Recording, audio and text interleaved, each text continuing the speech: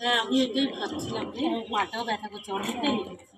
বস, বাহ কি সুন্দর জায়গাটা। হ্যাঁ রে, খুব সুন্দর জায়গা।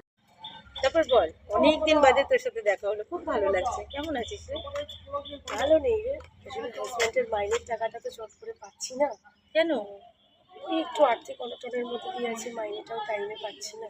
তাহলে একটা কথা জিজ্ঞাসা করি, তুই লক্ষ্মী ভান্ডার পাস? ওটাই তো ভরসা রে, দিদির ওই লক্ষ্মীর ভান্ডারের টাকাটুকুই তো ভরসা।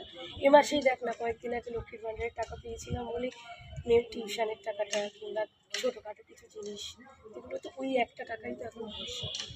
এটা সত্যি কথাই, যাই বল তাই বল, যে ওইটুকুনি টাকায় হয়তো সংসার চলে না, কিন্তু আমাদের মেয়েদের অনেক সাপোর্ট বল, অনেক কিছু সুবিধা অসুবিধাতে আমরা পূরণ করতে পারি।